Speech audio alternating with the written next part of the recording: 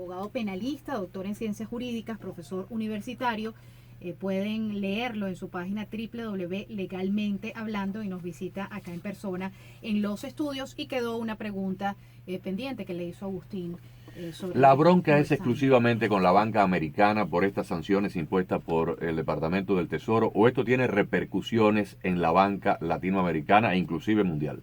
Fíjate, lo que pasa que ha sido tan grave lo que ha pasado en Venezuela en los últimos años en relación digamos, al modelo económico que se ha establecido con esto de Cadivi y Sencoex, que ha sido, pero cuando hablas tú con autoridades del mundo, de cómo le congelan la cuenta o investigaciones, dice, encontrar a una persona $2.000 millones, o una organización vinculada con Venezuela, donde existe, por ejemplo, en el caso de Andorra, ¿te acuerdas?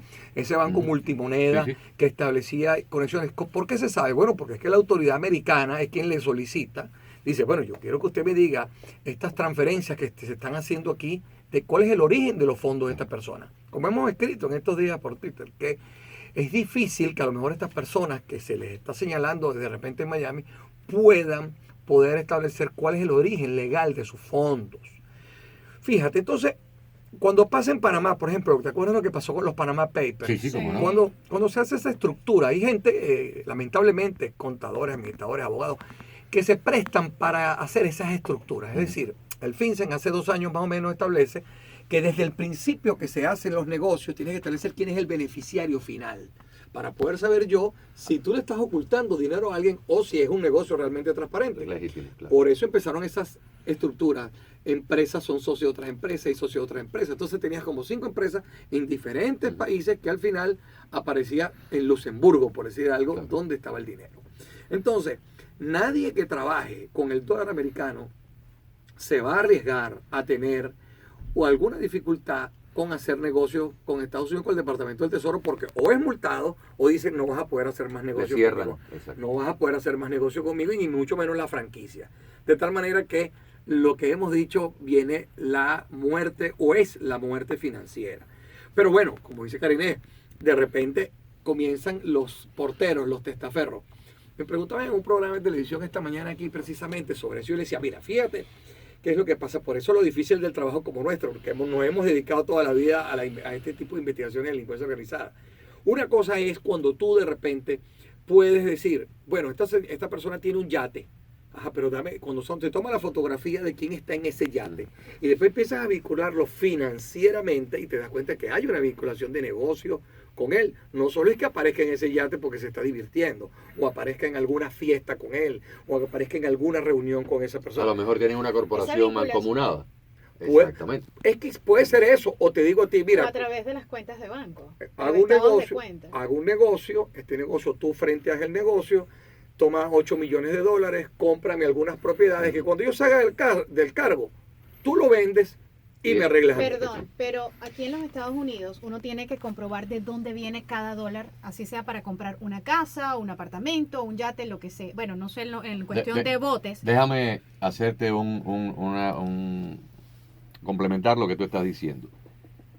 Una abogada de mi entera confianza, a la cual quiero mucho, me dijo a mí hace cerca de un año que las autoridades federales de los Estados Unidos han colocado una lupa con una gran intensidad sobre el sur de la Florida para que todo cierre, todo traspaso de propiedad, un apartamento, un terreno, una casa, un edificio, una propiedad comercial, todo lo que es un bien inmueble, tenga un escrutinio extraordinario. Por ejemplo, si esta transacción tú la haces en Tallahassee o la haces en Georgia o en Atlanta, no tiene los controles normales, pero si la haces aquí, todo abogado de título, todo abogado que sea un closing agent, un agente de título, tiene una lupa extraordinariamente encima puesta por el gobierno federal para determinar de dónde procede el dinero con el que se está comprando propiedades que se compran al contado. No una propiedad que tú diste $5,000 y el SunTrust te financió 90,000. No.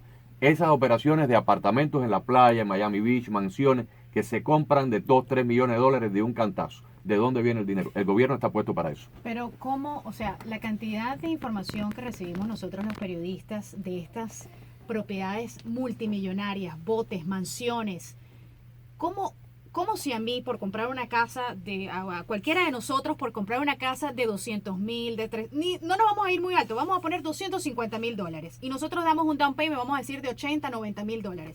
Yo tengo que tener prueba de dónde vienen esos $90,000, si los trabajé, si fue una herencia, lo que sea. ¿Cómo es posible que estas personas vienen acá con millones de dólares en cash y nadie los cuestiona? Para mí eso es incomprensible. Mira, fíjate que nosotros aquí, las autoridades nos han invitado a hacer unas charlas precisamente porque como objetivo tienen a Miami para hacer negocios no solo los venezolanos, sino las diferentes nacionalidades de América Latina o digamos de la región. ¿Por qué están escogiendo como Miami o Miami como objetivo? Y sobre todo el tema de bienes raíces, ¿no?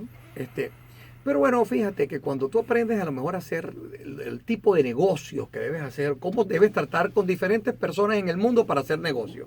Los latinos tenemos un estilo, nos gusta comprar las cosas, esta es mi casa y aquí está, la compro de contado y yo no tengo problema. Cuando tú estás aquí y empiezas a comprender esta cultura, te das cuenta que todo es un crédito, todo es un inicial y empiezas a pagar por parte que al final nada es tuyo y tienes 30 años pagando.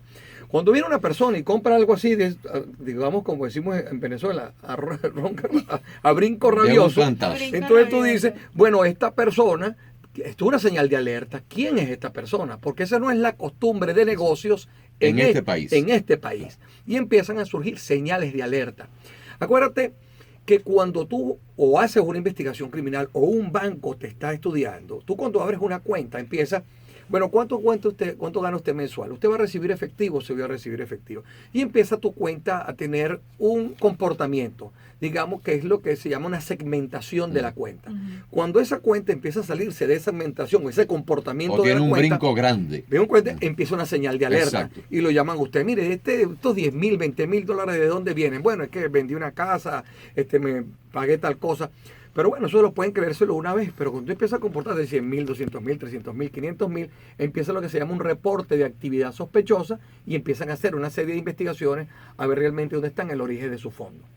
¿Qué ha pasado, como te he dicho, con el tema de lo que es ese modelo económico venezolano? De la doble moral también del mundo.